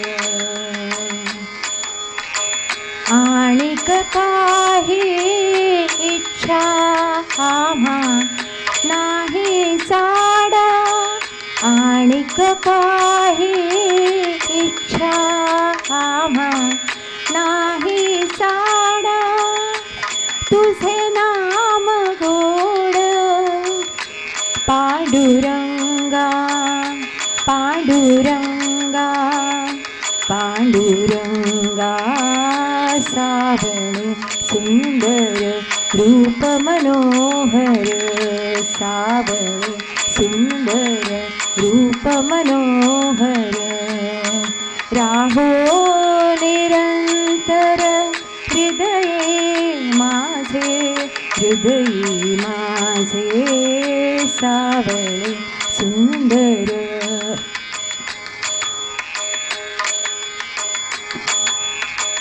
जन्मोजन्मी ऐसे मागितले तुझ, जन्मोजन्मी ऐसे मागितले तुझ, आम्हासे सहज द्यावे आता, आम्हासे सहज द्यावे आता, द्यावे आता, द्यावे आता, सावळे सुंदर रूप मनोहर, सावळे सुंदर रूप मनोहर, राहो निरंतर, राहो निरंतर हृदये माझे, हृदये माझे, सावळे सुंदर, सावळे सुंदर, सावळे सुंदर. पश्चिमेची धनदौलत. रवींद्र पिंगे यांना मराठी विश्वाची खडानखडा माहिती असायचीच, पण त्यांची नजर वेगळी होती. पाश्चात्य लेखकांचे लेखन वाचणे त्यांना अतिशय आवडत असे. पश्चिमेची धनदौलत या पुस्तकात त्यांनी जॅकी कॉलिन्स, शेक्सपियर आणि कंपनी, हेमिंग्वेचा 100वा वाढदिवस, लेखकाची प्रायव्हसी, स्त्री स्वातंत्र्य पुरस्कर्ती डोरा रसेल यांच्या जीवनाचा आढावा घेतला आहे. एक सफल आयुष्य बार्बरा स्टेटस, स्त्रीमुक्ती चळवळीची बखरखार जेली क्रेगी, चार्ल्स डिकन्सची मुलंबाळं, विज्ञान कथा सम्राट आयझॅक, कथा कादंबरीकार थॉमस हर्डी अशा असंख्य साहित्यिकांची ओळख करून दिली आहे. तसेच अबला बोस, ओनो कोमा, मारिया बोक्रेव अशा अनेक 7 कर्तृत्ववान स्त्रियांच्या जागतिक चरित्र कोशाचे संकलन केले आहे. एकूण 47 जणांचा परिचय करून दिला आहे आणि हे बहुतेक सर्व वाचन त्यांनी मुंबईतल्या ब्रिटिश काउन्सिलमध्ये केलं आणि या ग्रंथालयालाच त्यांनी हे पुस्तक कृतज्ञतापूर्वक अर्पण केलेले आहे. त्यातील आपण अमेरिकन साहित्य सम्राटाची भारत भेट म्हणजे अर्थात विनोदी लेखक मार्क ट्वेन यांच्याबद्दल काही अधिक माहिती करून घेऊया. अमेरिकन साहित्य सम्राटाची भारत भेट यात रवींद्र पिंगे लिहितात, चार्लीच्या महत्तेच्या निकट पोचलेला हा दुसरा बाहुबली म्हणजे अमेरिकन विनोदी लेखक मार्क ट्वेन. अमेरिकेचा साक्षात साहित्य सम्राटच. बालवयात वाट्याला आलेलं भीषण दारिद्र्य, पुस्तके शिक्षणाचा संपूर्ण अभाव, खाण कामगारांच्या काळोखा आयुष्यात अनुभवली चित्रकथा, भन्नाट मुसाफिरी, बातमीदारी पण, विनोद आणि प्रसन्नता यांचा संगम असलेलं भरघोस लेखन, हजरजबाबी भाषणकला असलेल्या या लेखकाने लेखणीच्या बळावर अमिरी भोगली. आलिशान महाल बांधून त्यात निर्मळ कौटुंबिक आयुष्य चवीने जगून घेतलं. श्रीमंत अमेरिकन लेखक असून सुद्धा हा निष्कलंक आयुष्य जगला. त्यांनी आपल्या अनुभवांना विनोदाचा अस्तर लावून जोडून ठेवलेले आहे. अशा सुंदर अनुभवांचा रांजण उपडी झालेला त्यांच्या क्रॉसिंग द इक्वेटर या धावत्या वर्णनात तो आपल्याला कसा दिसतो ते पाहूया. त्यांच्या कात्रणातली काही गोष्टी ऐकूया. एक निवृत्त अमेरिकन प्रकाशक कोली टेलर यांच्या गावाशेजारी रेडिंग या निर्मनुष्य टापूत वयस्क मार्क ट्वेन यांनी अवाढव्य असा महाल बांधला. रेडिंग गावाजवळून रूळ घातलेले होते. आगगाड्याही तिथून जाये करायच्या, पण तिथं रेल्वे स्थानक मात्र नव्हतं. आपल्या नव्या वास्तूत प्रवेश करण्यासाठी 18 जून 1908 रोजी रेल्वेने प्रवास करून रेडिंग इथे मार्क ट्वेन येत होता. याचा हर्ष रेल्वे कंपनीला झाला, म्हणून त्या दिवशी त्यांच्या स्मरणार्थ सन्मानार्थ त्यांच्या घराजवळच्या फाटकाजवळ आगगाडी 5 मिनिटं थांबवली. शेतात उतरलेला हा लेखक हळूहळू चालत चालत स्वगृही गेला. अंधसेविका हेलन केलरच्या the world I live in या पुस्तकाचे प्रकाशन आणि लेखिकेचा सन्मान मार्क यांनी आपल्या नवीन घरात मुद्दामून घडवून आणला. एवढा मोठा नामांकित लेखक आपल्या गावात राहायला आला आहे याचा रेडिंगच्या शेतकऱ्यांना आणि गुराख्यांना अतिशय आनंद झाला.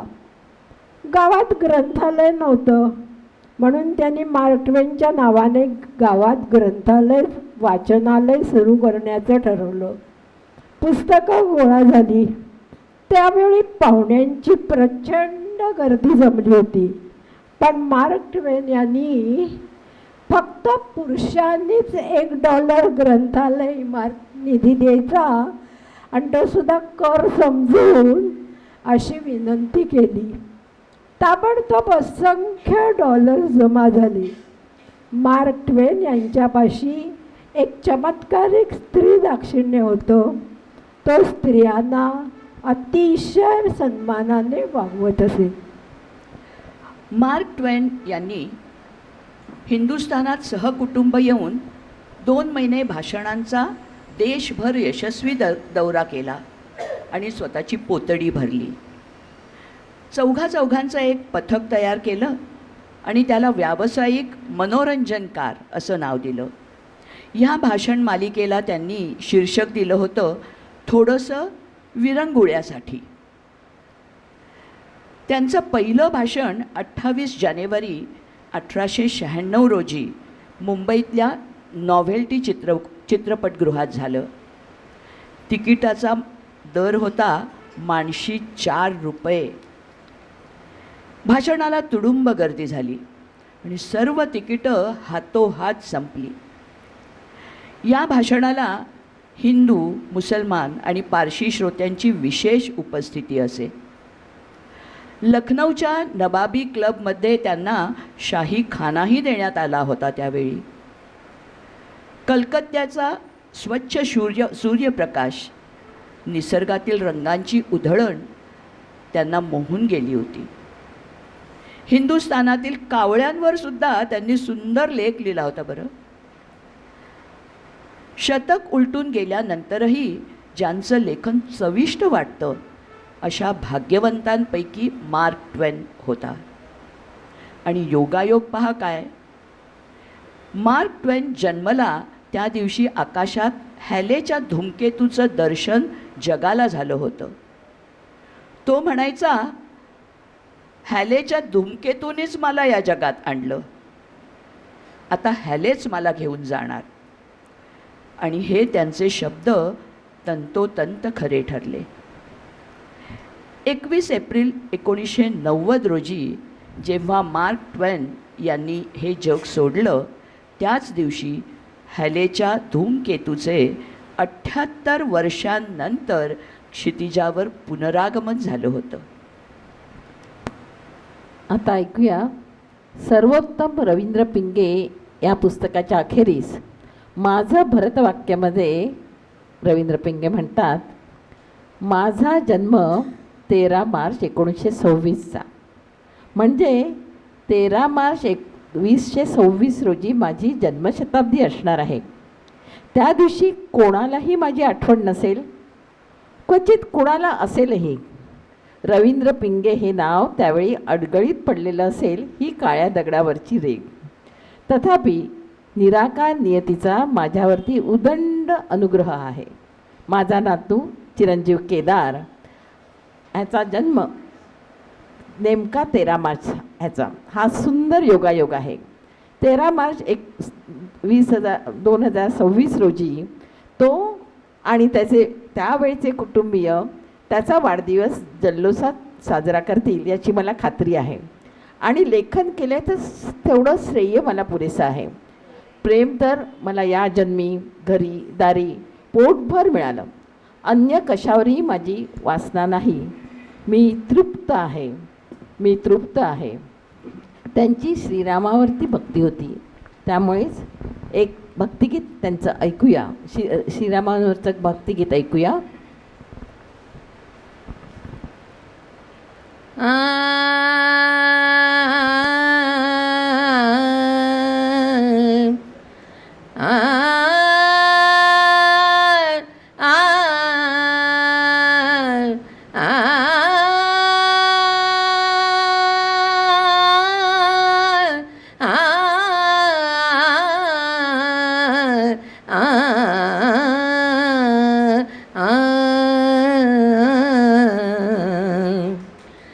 ध्यान लागले रामाचे, ध्यान लागले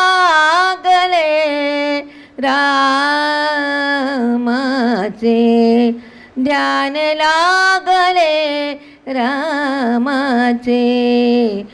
दुःख हरले जन्माचे, दुःख हरले जन्माचे. ध्यान लागले रामाचे, ध्यान लागले रामाचे. दुःख हरले जन्माचे, दुःख हरले जन्माचे. राम पदांबुजावरी, राम पदांबुजावरी.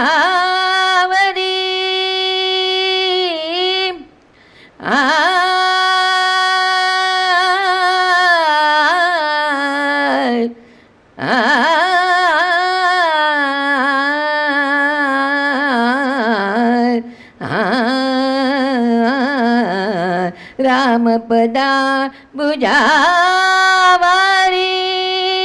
वृत्ती गुंतली मधुकरी, वृत्ती गुंतली मधुकरी. रामवदन मयंकी, रामवदन मयंकी. चक्षुचकोर झाले सुखी, चक्षुचकोर झाले सुखी. ध्यान लागले, ध्यान लागले, ध्यान लागले रामाचे, रामाचे. दुःख हरले जन्माचे दुःख हरले जन्माचे ध्यान लागले ध्यान लागले ध्यान लागले रामाचे दुःख हरले जन्माचे.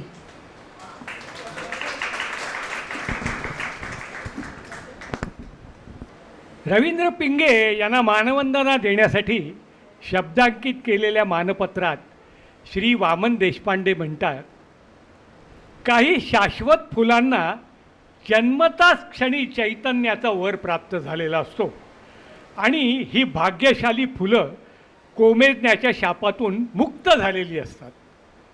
अशी ही चैतन्यदायी फुलं मग सर्वांना केवळ आनंद देत राहतात. अभिजात मराठी ललित साहित्यात रवींद्र पिंगे हे अभिमानास्पद नाव त्या शाश्वत सुगंधी फुलांसारखंच आहे. गेले 81 वसंत ऋतू पिंगे नावाच्या अत्यंत लोभसवाण्या सुगंध भरल्या अक्षर फुलानं अगदी बहरत ठेवले. गेली 50 वर्ष रवींद्र पिंगे यांनी अक्षरांच्या चांदण वाटेनं अथकपणे प्रवास केला आहे. आयुष्यभर भोगलेल्या आणि सर्वस्वाने उपभोगलेल्या सर्व स्मरणीय क्षणांना त्यांनी आपल्या अक्षर ओंजळीत घेतलं. 42 शाश्वत ग्रंथ पिंगे यांच्या भाग्यकुंडलीत अलगदपणे उमलून आले. शब्दबद्ध न केलेले कितीतरी अनुभव परावाणीतून वैखरी वाटे प्रकट झाले आणि अगदी सर्व दूर पसरले. पिंगे यांनी भारतभर भ्रमंती केली. उमलून आलेला मोहमयी निसर्ग प्रत्यक्ष अनुभवला.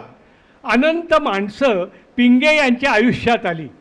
अनेक श्रेष्ठ कलावंतांचा प्रत्यक्ष सहवास पिंगे यांना लाभला आणि पिंगे यांना समृद्ध करत गेला. अत्यंत तृप्त आणि शांत चित्त आयुष्याचं वरदान श्री रामकृपेनं पिंगे यांना लाभलं. पिंगे यांच्या जन्मापासून आणि बालपणापासूनच्या वाढीचा मागोवा अगदी घेण्यासारखा आहे. रवींद्र पिंगे यांना त्यांच्या अलौकिक साहित्य योगदानाबद्दल अनेक पुरस्कारांनी सन्मानित करण्यात आलं होतं. त्यांच्या परशुरामाची सावली या पुस्तकाला राज्य पुरस्कार मिळाला. त्यानंतर त्यांना कोकण साहित्यभूषण पुरस्काराने सन्मानित करण्यात आलं. सोलापूरचा दमाणी पुरस्कार, गुणसमृद्ध लेखन दीर्घकाळ सातत्याने केल्याबद्दल पुण्याच्या साहित्य परिषदेनेही त्यांना खास पुरस्कार दिला होता. त्यांच्या इंग्रजीत भाषांतर झालेल्या कथेला दिल्लीच्या कथा या वार्षिकाचेही पारितोषिक मिळाले होते. सतत 50 वर्ष घाटदार ललित लेखन अर्थात व्यक्तिचित्रण, प्रवासवर्णन, स्थळवर्णन रवींद्र पिंगे यांचा विकासाचा आलेख हा अगदी चढत्या क्रमाने रेखाटण्यासारखा आहे. एका सामान्य कुटुंबात जन्म आणि परंपरेला घट्ट चिकटून ठेवणारे जन्मस्थान, रूढीप्रिय स्थितीवादी कुटुंबात जन्म झालेल्या या तरुणाचे एका बुद्धिवादी विवेकवादी साहित्यिकात झालेले स्थित्यंतर खरोखरच वाखाणण्याजोगे आहे. आता ऐकूया आपण मानवी इतिहासावरचं रवींद्र पिंगे यांचं भाष्य. हे सर्वांनी वाचा, कारण साहित्य सौरभ रवींद्र पिंगे मात्र नेहमीच जाणून होते. पाश्चिमात्य तत्त्वज्ञ, सरकिन्नर, कवी, लेखक, नाटककार यांचे योगदान जर्मनीला मिळाले आणि त्यांच्याकडूनच भारताच्या संस्कृती ही साहित्यिक देणगी लाभली आहे. हे विधान करण्याचं धारिष्ट्य केवळ मानवी इतिहासाचे सखोल ज्ञान आणि मानवतावादी वैश्विक दृष्टी असलेला साहित्यिकच म्हणजे ललित लेखनकार रवींद्र पिंगेच करू जाणे. अशा रवींद्र पिंगे यांच्या जन्मशताब्दी वर्षानिमित्त त्यांना शतशः प्रणाम आपण भैरवीनी सांगता जरी करत असलो तरी आजच्या मुख्य जे आपले त्यांचे कुटुंबीय आलेले आहेत त्यांना मी व्यासपीठावरती बोलवते. चित्राताई, राजूदादा, छायाताई, सांबाप्रसाद दादा यावरती. आणि तुम्हाला हा कार्यक्रम कसा वाटला ते जरा सांगा. रवींद्र पिंगे यांच्या परिवाराचा आता आपण सन्मान करणार आहोत आणि त्यानंतर छायाताई आपलं मनोगत मांडतील. त्या मनोगतानंतर आपण सांगता करणार आहोत आपल्या भैरवीनी. खरं तर आम्ही निशब्द झालोय. इतका सुंदर कार्यक्रम तुम्ही सादर केलात. संहिता आणि त्याचं सादरीकरण या सगळ्यासाठी सलाम. अतिशय सुंदर. मला विशेष आवडलं म्हणजे साहित्यिक कार्यक्रम एकसुरी होण्याची शक्यता असते जवळजवळ 1.5-2 तासा सव्वा तासाचा, पण त्यात तुम्ही इतक्या खुबीनी गाणी पेरलीत. मला खरोखर म्हणजे हे काही डोक्यात नव्हतं की ह्याला अशी गाण्यांची सुंदर जोड देता येईल. अगदी अगदी अगदी. आणि ती म्हणजे त्या टेक्स्टला फार धरून होती. विशेषतः पार्वती कुमारांच्या मानपत्रानंतर दुर्गा झाली गौरीचं सादरीकरण हे खूपच आवडून गेलं. आम्ही गेले काही म्हणजे हे जवळजवळ वर्षभर काही ना काही कार्यक्रम सादर करण्याची आम्हाला संधी मिळते कुटुंबियांना. आणि खरं तर मार्च महिन्यामध्ये जेव्हा जन्मशताब्दी सुरू झाली तेव्हा असं काही आमच्या मनातही आराखडा नव्हता काय आपल्याला करता येईल. मग आम्ही काही पुस्तकांच्या किंडलवरती आवृत्त्या केल्या, म्हणजे ऑनलाईन PDF तयार केल्या. नंतर आम्ही एक चॅनल सुरू केलं आनंद पर्व नावाचं, त्याच्यावर आम्ही काही वाचन केलं. अनेक ठिकाणी कार्यक्रम झाले. पण ह्या कार्यक्रमाचं मला विशेष कौतुक वाटलं की आमचा सहभाग न घेता उत्कृष्ट कार्यक्रम केला. खूपच आम्हाला, कारण आम्ही ह्याच्यातनं गेलो आहे कार्यक्रम. नाही ते अगदीच खूप विशेष मला आवडलं म्हणजे ज्या स्लाईड्स तुम्ही मिळवल्यात आणि त्याच्यासाठी जी मेहनत घेतली. अरे वा, खूपच. विशेषतः तुम्ही माती जिथली अबीर गुलालचा माणूसच्या अंकाचं कॉपी मिळवून त्याच्यातली रेखाटनं मिळवलीत म्हणजे आम्ही अवाक झालो अक्षरशः. म्हणजे फार. आणि योगायोगाने असं घडलं की ती छान योगायोग आहे. बाबांनी भरपूर लिहिलं आहे. आम्ही मी आणि छायानी अनेक निदान मला वाटतं 7-8 कार्यक्रम तरी त्याच्यात अभिवाचनं सादर केली, पण कुठेही रिपीट नाही झालं. आजचं जे तुम्ही वाचलं ते आम्हाला नवीन होतं. एकच अपवाद म्हणजे प्राजक्ताची फांदी जी चॅनलवरती रजनीताईंनी वाचले, वेलणकर पती पत्नींनी, पण त्याच्यातच सुद्धा मला वाटलं की त्या एवढ्या मोठ्या कथेचा इतकं सुंदर एडिटिंग करून तुम्ही एक पानभर वाचलं. फारच कौतुक वाटलं. फार मला मनापासून छान वाटलं. शेवटी काय लेखक, बाबांनी तुम्ही उल्लेखही केलात की लेखक लिहितो कशाला, ती एक तंद्री अनुभवण्यासाठी. म्हणजे स्वतः स्वांत सुखाय हाच पहिला लेखनाचा गाभा आहे, तरच ते इतकं सुंदर उमटू शकतं. पण त्याच्यानंतर शेवटी रसिकांपर्यंत ते पोचावं असं कुठल्याही लेखकाला वाटतं. त्यामुळे या हृदयचे त्या हृदय गेल्याशिवाय ती पोचपावती मिळत नाही. आणि बाबांच्या हयातीत बाबांना वाचकांचं भरपूर प्रेम लाभलं. अनेकांनी म्हणजे पत्रव्यवहार खूप व्हायचा, पण आम्हाला तो प्रत्यक्ष अनुभव आला नव्हता. पण बाबा गेल्यानंतर आम्हीही नव्याने काही बाबांचं साहित्य अजून रस घेऊन वाचायला लागलो, विशेषतः या वर्षभरात. आणि आम्हालाच इतका सुंदर प्रतिसाद मिळत गेला. त्यामुळे म्हणजे त्या कार्यक्रमाची पोच बाबांपर्यंत पोचली नाही असंही मला म्हणवत नाही, पण आमच्याकडे मात्र पुरेपूर पोचली. आणि त्यासाठी मनपूर्वक आभार तुम्हा सर्वांचे. उत्कृष्ट कार्यक्रम झाला. धन्यवाद. आम्ही सर्वप्रथम आम्ही स्वागत करून घेतो आणि मग छानपैकी ऐकतो. आणि मी सर्व कलाकारांना सुद्धा बोलवते, कारण काय आहे की ज्योत्स्नाताई आणि सगळेच जण कलाकार आमच्याकडे ज्या गाणी म्हटलेली आहेत ते 79-80 अशी म्हणजे चढत्या क्रमाने हे आहेत 86. तेच म्हणणार नाही म्हणजे त्यांचा सूर लागणं. आणि मी आधी ओळख करून घेते ना. सांबाप्रसाद हे चिरंजीव सुपुत्र आणि ह्यांच्याच मुलाचा वाढदिवस उद्या आहे. नमस्कार. छायाला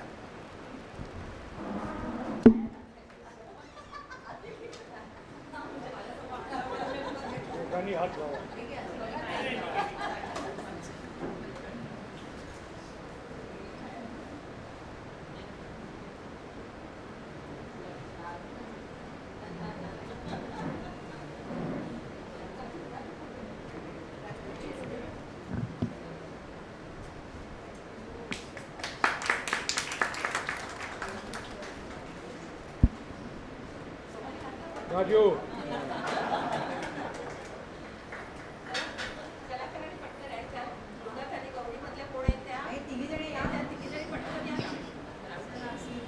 तत्पूर्वी मी छाया पिंगे यांना विनंती करते की आपलं मनोगत आम्हाला खूप महत्त्वाचं वाटतं.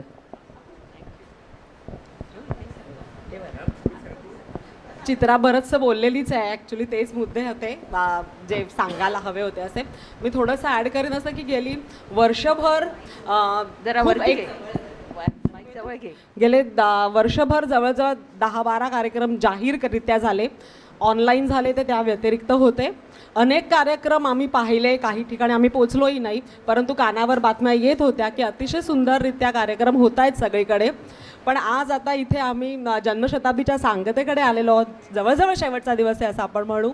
आणि आज इतका नितांत सुंदर कार्यक्रम आम्हाला पाहायला मिळाला की इतकं मन भरून पावलं. म्हणजे मला असं जाणवलं की आत्तापर्यंतचे जे कार्यक्रम झाले तिकडे प्रत्येक वेळेला बाबांच्या लेखनाविषयी भरभरून बोललं गेलं, त्यांच्या पुस्तकाविषयी थोडंसं रसग्रहणात्मक बोललं गेलं, काही ठिकाणी चित्र काढली गेली, अनेक गोष्टी झाल्या.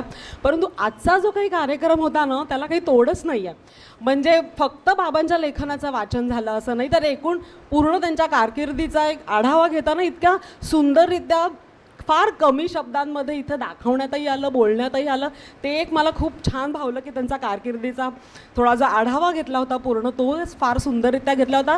आणि त्यांच्या आवडीची गाणी मला असं वाटलं आत्ता कुठेतरी बाबा इथे बसलेत आणि त्यांच्या लेखनाचं ते अभिवाचन ऐकतायत, जोडीने त्यांच्या आवडीची गाणी त्यांना इथे ऐकायला मिळत आहेत. त्यांच्या लेखना नुरूपजी त्या अनुषंगाने आलेले जे नृत्य प्रकार म्हणा किंवा इतर गाणी म्हणा ती इथे सादर करण्यात आली. एक संपूर्ण कार्यक्रम काय असू शकतो त्याचं एक फार सुंदर इथे आम्हाला एक उदाहरण पाहायला मिळालं.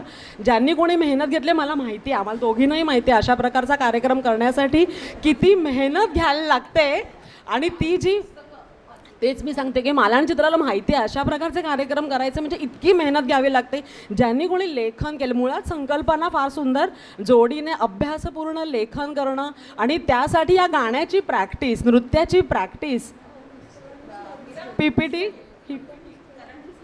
स्लाइड्स केल्यात, मी तेच म्हणते ती PPT बनवणं, ती योग्य रीतीने इथं दाखवणं, ह्या सगळ्या ज्या छोट्या छोट्या गोष्टी आहेत ना त्यांनी तो कार्यक्रम परिपूर्ण होतो. आणि त्यासाठी आम्ही सगळ्यांचे अतिशय मनापासून आभारी आहोत. आम्हाला खूप म्हणजे खूप आनंद झालेला आहे. खूप धन्यवाद.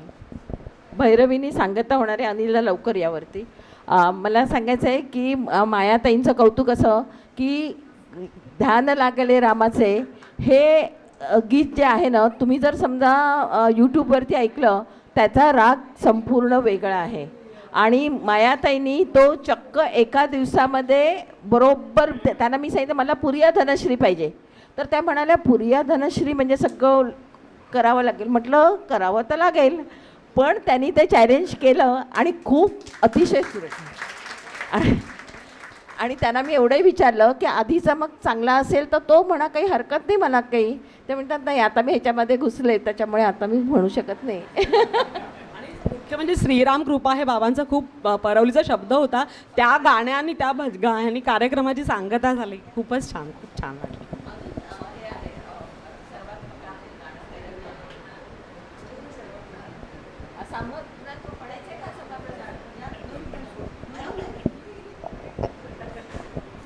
आम्ही पण एक कार्यक्रम आत्ता केला आणि आम्हाला माहिती आहे की ह्याच्यामागे केवढे कष्ट असतात. आणि आम्ही फॅमिली मेंबर्सनी करणं वेगळं आणि बाहेरच्या लोकांनी ते वाचून करणं वेगळं. आमच्याकडे काय सगळी पुस्तकं आमच्या समोर आहेत, पण एक स्लाईड शो गोखले सरांनी जो केला अप्रतिम केला. माणूस अंक तुम्हाला कुठे मिळाला की आम्हाला इंटरेस्ट आहे त्याच्यात.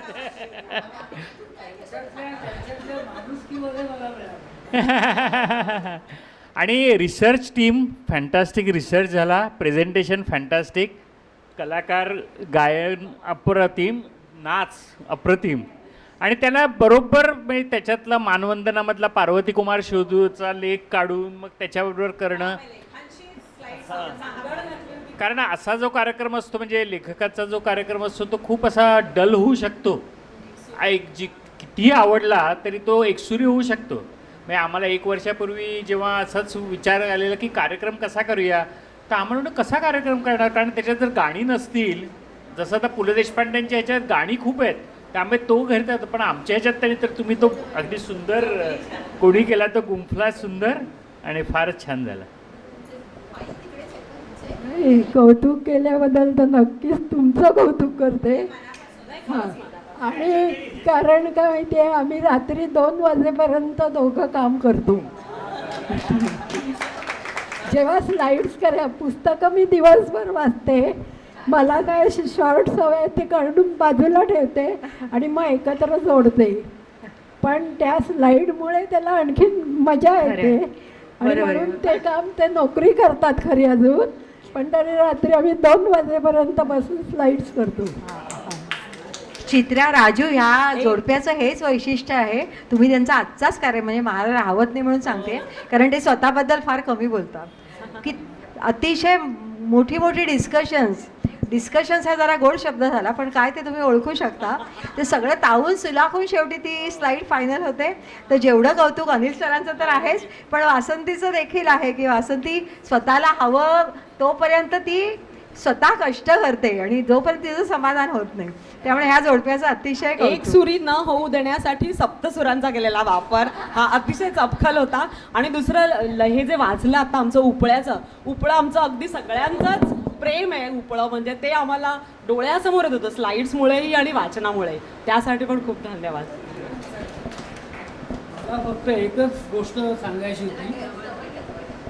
मला फक्त एकच गोष्ट सांगायची होती की ती म्हणजे त्यांचा पाश्चिमात्याकडे झुकलेला जो काय स्वभाव आहे तो इतका महान वार्तेने त्यांनी त्यांच्या पुस्तकं सगळ्याच्यामध्ये मांडलेला आहे. त्याच्यात त्यांचं एक कोट आहे की तो कोट जो आहे त्याच्यात त्यांनी असं म्हटलेलं आहे की जर्मनीच्या या जे काय लेखक आहेत या सगळ्यांनी जर का एवढं हे प्रदान केलं नसतं तर जग कंगाल झालं असतं. आणि ही संपूर्ण त्यांनी जी काय इतिहासाची त्यांना जी चाड आहे, इतिहासाची जी काय त्यांना संपूर्ण म्हणजे विश्लेषण त्यांनी केलेलं आहे मनामध्ये, त्याचं हे प्रतीक आहे. आणि ह्याच्याबद्दल त्याच्यामुळे मला रवींद्र पिंगेंबद्दल प्रचंड आदर निर्माण झाला त्याच्या एका वाक्याने सुद्धा. मला अगदी एकच छोटासा प्रसंग आज सकाळचा सांगितल्याशिवाय राहवत नाही आहे. बाबांचे एक मित्र चांदे म्हणून डोंबिवलीला असतात. आमचा व्यक्तिशः परिचय नाही, पण बाबांचे ते मित्र. त्यांनी कुठून तरी हे माझा नंबर मिळवला आणि त्यांनी उद्यासाठी एक लेख तयार केला आहे, त्याच्याबद्दल त्यांना काही सांगायचं होतं. ते सहज बोलून गेले की माझी मुलगी जेव्हा गरोदर होती तेव्हा असं म्हणतात ना की गरोदरपणात चांगलं वाचावं, सकारात्मक गोष्टी. तर तिने मला विचारलं, बाबा मी काय वाचू? ती चांगली वाचक आहे. तर म्हणे मी तिला सांगितलं की तू पिंग्यांचं कुठलंही पुस्तक, त्यांच्याकडे स्वतःच्या संग्रही 28 पुस्तकं आहेत. तर ते मुलगी ह्यांच्याकडेच राहायला होती. ते म्हणजे पिंग्यांचं तू कुठलंही पुस्तक काढ आणि वाच. आणि तिने मग 2 महिन्यानंतर सांगितलं, बाबा तुम्ही मला खूप चांगला सल्ला दिलात. खरोखर म्हणजे कुठलाही लेख वाचल्यावरती आपल्या मनावर नैराश्याचं सावट येत नाही. आणि त्यांनी अजून त्याच्या पुढे मला सांगितलं की पिंगे आम्ही घरगुती गप्पा मारायचो तेव्हा बरेच वेळा म्हणायचे की माझा नातवाचा आणि माझा वाढदिवस एकाच दिवशी आहे, तर माझी शताब्दी कोणाला लक्षात असो नसो रसिकांना, पण आमचे कुटुंबीय मात्र ती नक्कीच साजरी करतील, तेव्हा ते बड्डे मूडमध्येच असं होणार. पण मला हे फार आनंद होतोय की वाचकांनी, तुमच्यासारख्या बाबांवर भरभरून प्रेम करणाऱ्यांनी इतकी त्यांची आठवण ठेवली आणि बाबांचं म्हणणं, त्यांची जी काही छोटी शंका असेल ती खोटी ठरवलीत. ह्याचा मला अतिशय आनंद होतोय. धन्यवाद.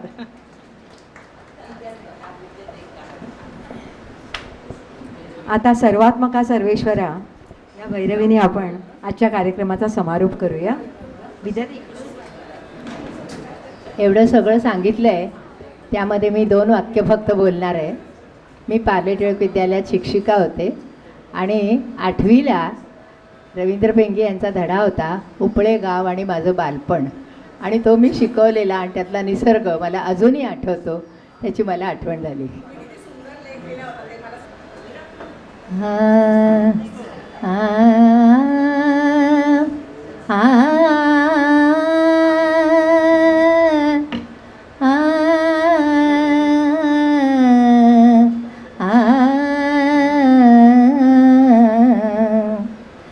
सर्वात्मका सर्वेश्वरा सर्वात्मका सर्वेश्वरा गंगाधरा शिवसुंदरा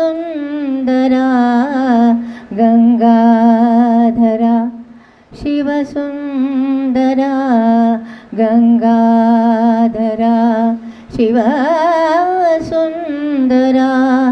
जे जे जगी जगते तया जे जे जगी जगते तया माझे मना करुणा करा माझे मना करुणा करा सर्वात्मका सर्वेश्वरा सर्वात्मका सर्वेश्वरा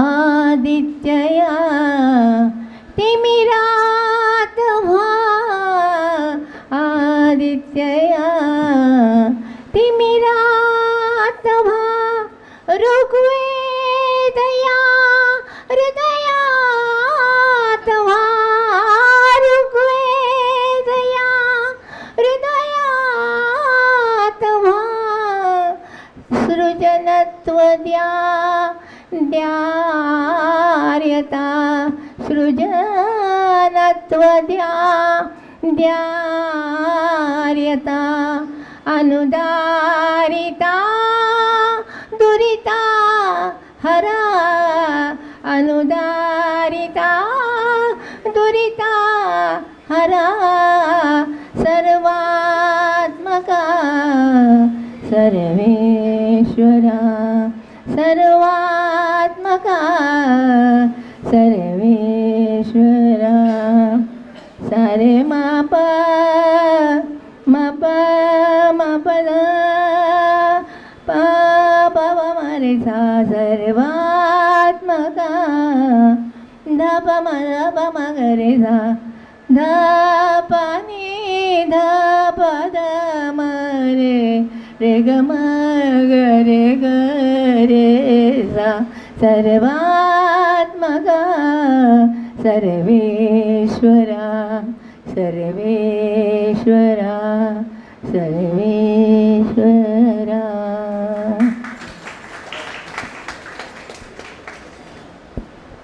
सर्व रसिक श्रोत्यांचे आणि विशेषतः मान्यवरांचे खूप खूप धन्यवाद. कारण असं आहे ना की कोणताही विषय हाताळायचा तर अभ्यास तर करावा लागतो, पण तो चुकीचा असतो, चुकीचा सुद्धा असू शकतो. असं नसताना तुम्ही जी शाबासकी दिली आम्हाला त्याबद्दल खूप खूप धन्यवाद. आणि सर्वांची मेहनत दिसते, म्हणजे त्याला काही सांगायची काही जरूर नाही आहे. विशेषतः वासंतीला पुस्तकांचा असा स्रोत चाललेला होता की तेव्हाच ती लिहू शकली. आणि मुख्य म्हणजे वाचन करून त्यातलं एक्झॅक्टली काय उचलायचं आणि कशा पद्धतीने लिहायचं ते. आणि मीराच्या वाचनाला मुद्दाम मी ते प्राजक्ताची फांदी मुद्दाम ठेवलं होतं, कारण ती कथा अशी आहे ना की तुम्ही तिकडे गावात जर समजा गेलात तर तुमच्या डोळ्यासमोर ती बाई येऊ शकते. तर अशा तऱ्हेचं ते वाचन होतं. आणि खूप काही काही घ्यायचं होतं पण घेऊ शकलो नाही वेळेच्या अभावी, कारण आपल्याला काय 2-2.5 तास काम म्हणजे करता येत नाही वेळ म्हणून. सगळे थोडे थोडे टच केले असं झालं. आपण अल्पोपहार करूया इकडेच. हां, जागेवरच. छान मस्त वाटला. आम्ही व्हिडिओ पाठवूया. अनिशने जरासं आम्हाला पुश केला. अनिशने एक हे पाठवलं होतं मला, लिंक काहीतरी अनिश लिहिले. हो, त्यांनी लेख लिहिले होते ना. तर